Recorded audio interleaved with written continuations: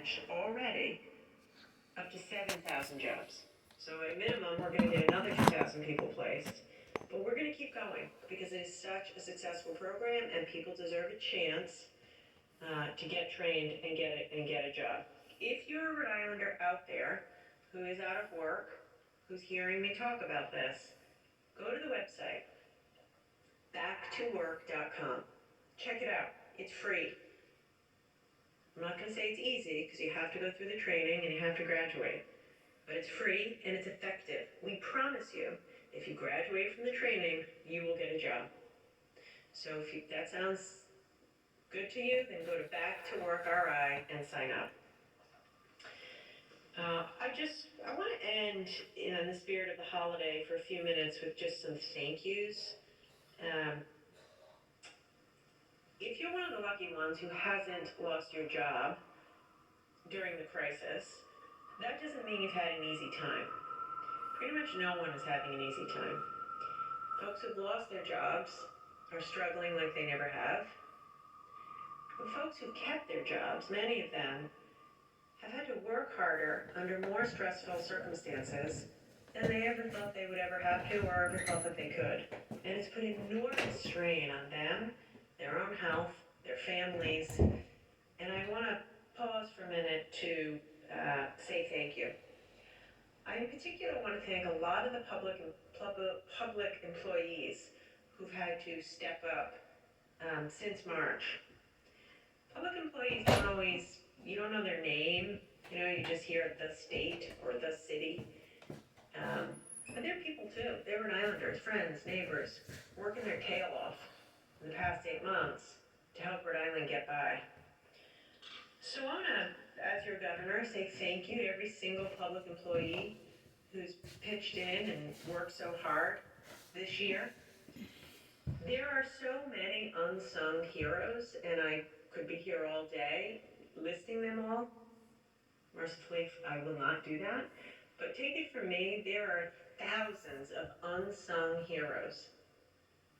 Custodial staff. Every Friday, I work late on Fridays. I leave my office, and there's a crew of custodians waiting on a Friday to go clean my office. With no recognition. They don't expect any, they just do it. And you see all around, custodians in hospitals, in the state hospital, everywhere. It's a really hard job on a good day during COVID. Indescribably difficult. The teams at Commerce, they don't get a ton of credit. They have been working endlessly. DVR. Nobody likes it when the inspector shows up at your restaurant. Let's be honest. But they've done it. They've done it nights, weekends, 7 days a week with grace, with patience, and with an eye toward helping you out. Not a gotcha attitude, an eye towards let's help you to be in compliance. The staff at DEM, who've been helping Rhode Islanders take it outside. The team at EMA, who had a stockpile of ventilators and masks, and who got it out, even when the federal government wasn't there for us. Our team got it done. Our IT team, I've been up here forever talking about crush COVID and the text that you get when you get a positive test or when your test results are ready. That didn't exist. Our IT team had to create that from whole cloth, and they've done it. And they've done a beautiful, beautiful job. To everybody who volunteered their time on weekends and on holidays to keep people safe, we couldn't have gotten through the year without each and every one of you.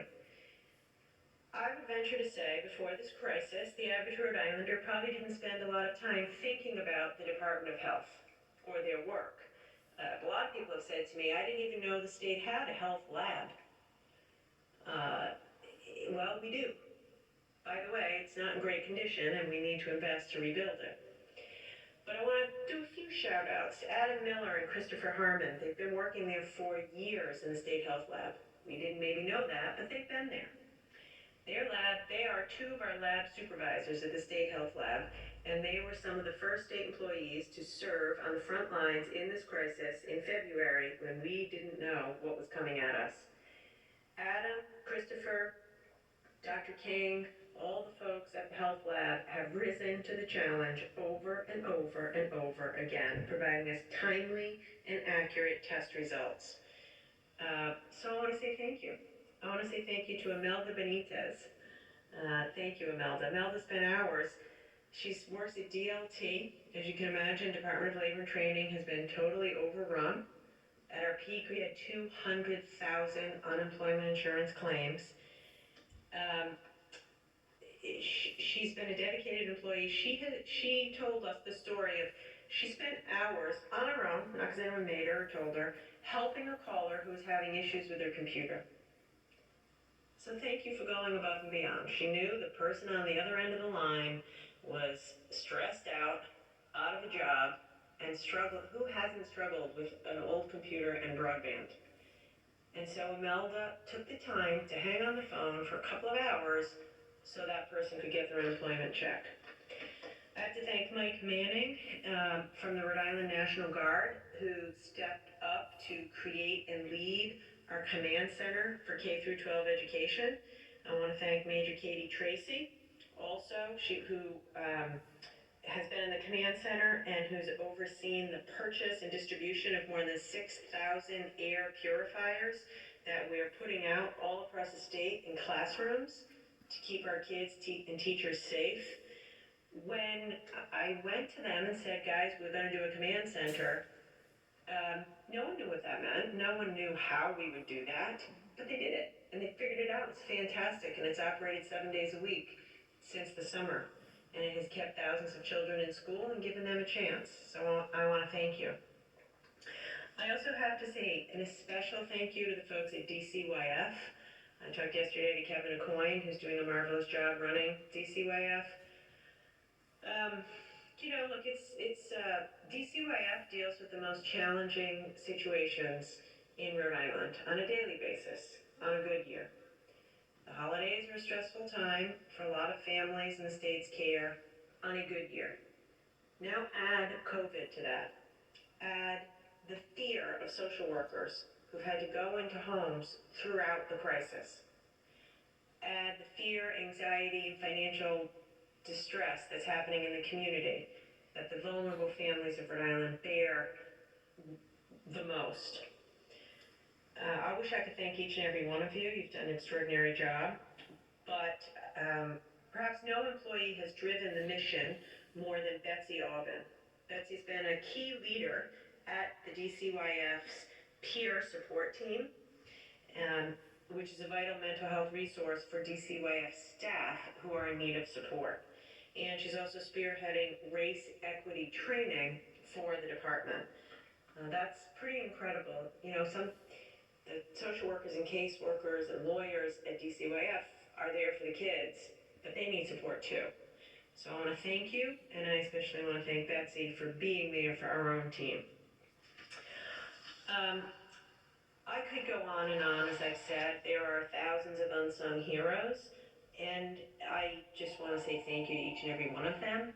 And I suppose I want to drive home the point to Rhode Islanders that this has been a brutal time for everybody, but those who have been lucky enough to keep their job have had a tough go of it too. And so on behalf of Rhode Island, to all public employees, state and cities, I want to say thank you. So finally, I'll just wish everybody a happy holiday.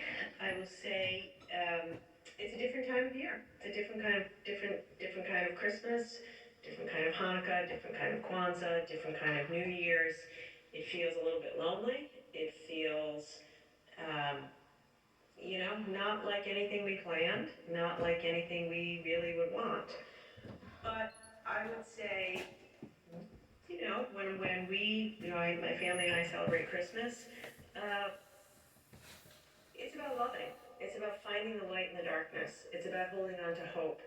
And it's about taking care of others in need. And that's all alive and well in Rhode Island. We did it, Rhode Island. We made it to the end of the year.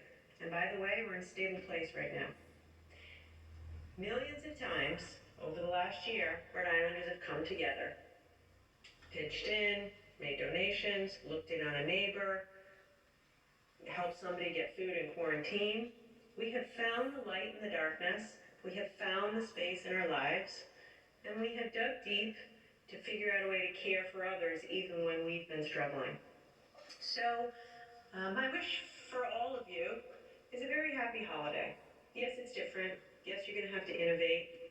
Yes, you might have to Zoom instead of seeing somebody. Yes, you might have to go visit and wave from outside.